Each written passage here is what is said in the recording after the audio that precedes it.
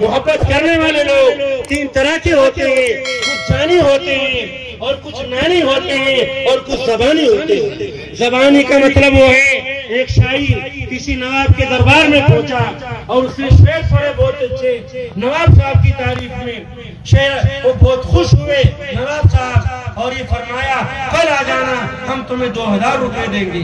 شاعر غریب تھا بیچارہ، گھر گیا، کچھ پیسے ادھار لیے، بچوں کو اچھے کھانے کھلائے، صابن لا کر دیے اور سوچا کل مجھے 2000 روپے ملیں گے، 500 ادھار لے لیے۔ اگلے روز پہنچا اس امیر کے دربار میں، السلام علیکم، مگر امیر صاحب جواب نہیں دیتے، وہ بات کرتے ہیں، امیر صاحب سر نہیں اٹھاتے۔ بہت دیر کے بعد سر اٹھایا، کیا بات ہے؟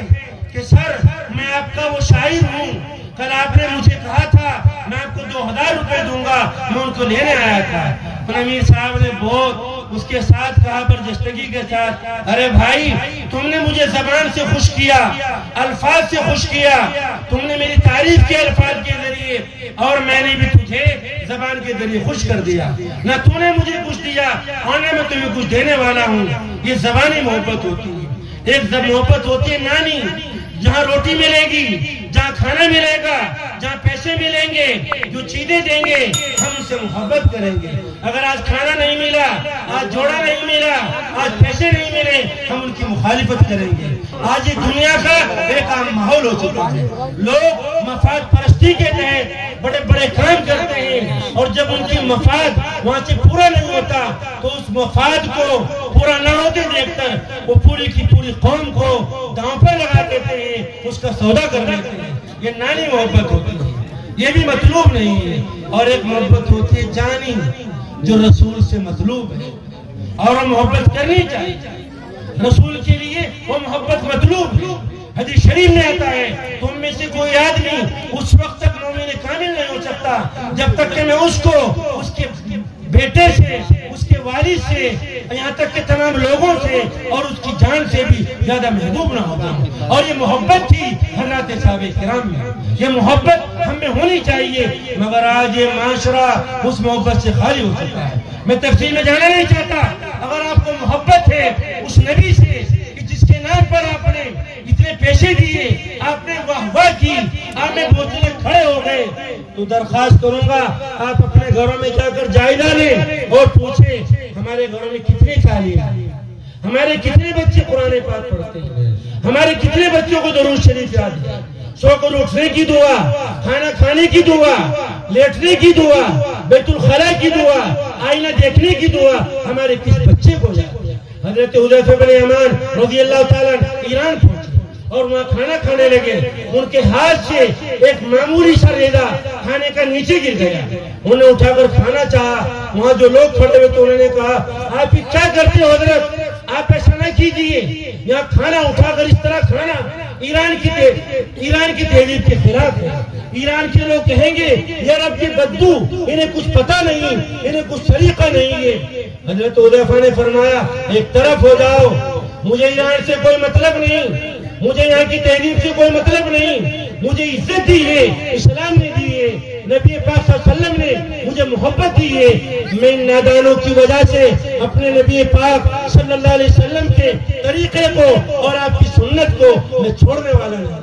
اگر آپ کو محبت ہے تو طریقہ ہم اپنے گھروں میں لائیں اور اپنے بچوں کو سکھائیں کہ نبی پاک صلی اللہ علیہ وسلم کیسے زندگی گزارتے تھے۔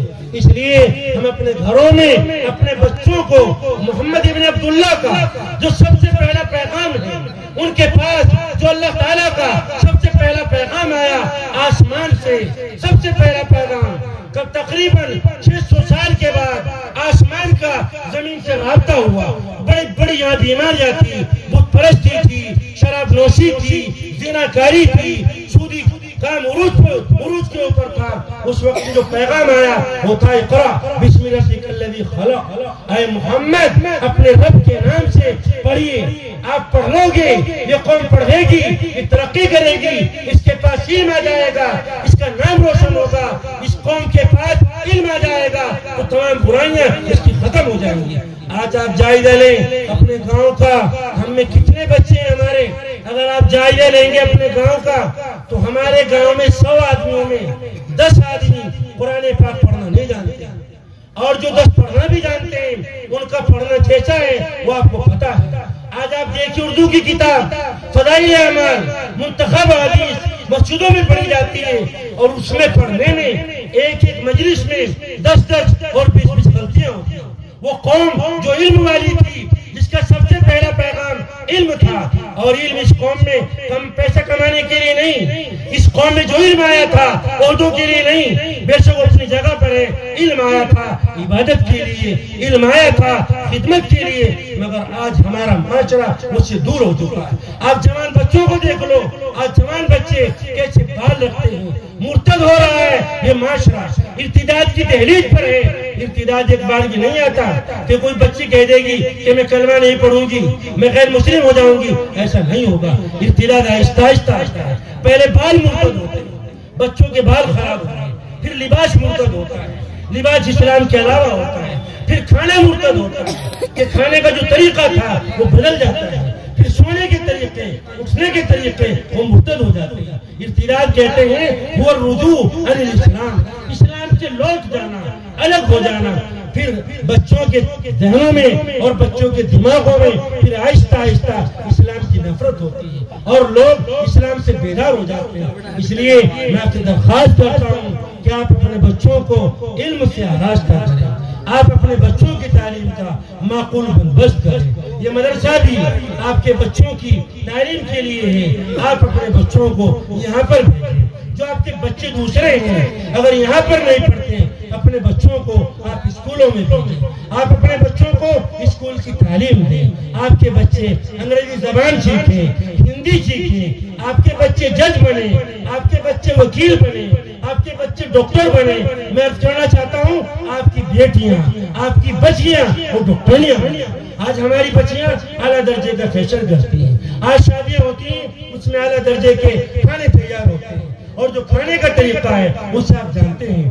بیوٹی پارلروں میں 20-20 ہزار 25-25 ہزار میں ہماری بچیوں کا میک اپ ہوتا ہے۔ ضرورت اس چیز کی تھی کہ ہماری بچیاں دین کا علم حاصل کرتی، قرآن پاک پڑھتی، حدیث پاک پڑھتی، اور اس کے ساتھ ہماری بچیاں ڈاکٹریاں بنتی۔ آج آپریشن ہوتے ہیں، بواسیر کا آپریشن ہے، بچہ پیدا ہوتا ہے تو اس میں درد دل ہوتا ہے، اس کے آپریشن ہے۔ چاروں طرف آپریشن کی ایک بھیڑ لگی ہوئی ہے۔ ضرورت تھی کہ ہماری بچوں کے پاس یہ ڈاکٹری کا علم آتا۔ حضرت عائشہ، حضرت فاطمہ، حضرت ام سلیم، حضرت ام سلیم اپنے زمانے کی اعلیٰ درجے کی ڈاکٹرنیاں تھی۔ آج اپنے بچوں کو ہم دین کا علم دیں گے، دنیاوی علوم دیں گے، اپنے بچوں کو مدرسوں میں پڑھائیں گے، اپنے بچوں کو کالجوں میں پڑھائیں گے، اور باقاعدہ ان بچوں کے لیے ہم دعائیں کریں گے کہ اللہ تو ہمارے بچوں سے کام لے لے، ہمارے بچوں کو آگے بڑھا دے۔ آج چاروں طرف یہ موبائل کا دورہ ہے۔ ملی پور جیسے ایک گاؤں میں بچے ہمارے 11 بجے تک دکانوں پر بیٹھے ہیں، چائے کی دکانوں پر ہیں، باپ سے الگ ہیں، ماں سے الگ ہیں۔ ان کے ساتھ بہت ہمدردی کے ساتھ اور محنت کے ساتھ کام کرنے کی ضرورت ہے۔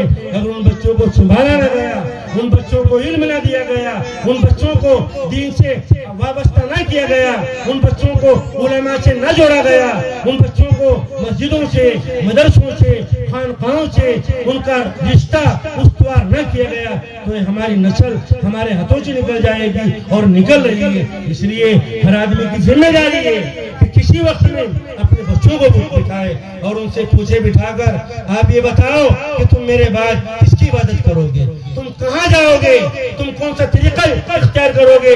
حضرت یعقوب علیہ السلام پیغمبر ہیں، آپ پیغمبر، آپ کے والد پیغمبر، آپ کے دادا پیغمبر، آپ کے اولاد میں پیغمبر۔ اگر آپ نے مرنے سے کچھ دیر پہلے اپنے خاندان کے لوگوں کو بلایا، اپنے بیٹوں کو، بیٹیوں کو، پوتوں کو، نواسوں کو، نواسیوں کو جمع کیا اور ان سے پوچھا میں تم سے ایک بات پوچھنا چاہتا ہوں، جب تک تم مجھے اس بات کا جواب نہیں دے دو گے تو میری روح آسانی کے ساتھ نہیں نکلے گی۔ پوچھا ابو جان بتائیے وہ کیا چیز ہے، آپ کیا پوچھنا چاہتے ہیں؟ تو فرمایا ما تعبدون من بعدی، یہ بتاؤ کہ تم میرے مرنے کے بعد کس کی عبادت کرو گے، تم کہاں جاؤ گے، تم کس کا لباس اختیار کرو گے۔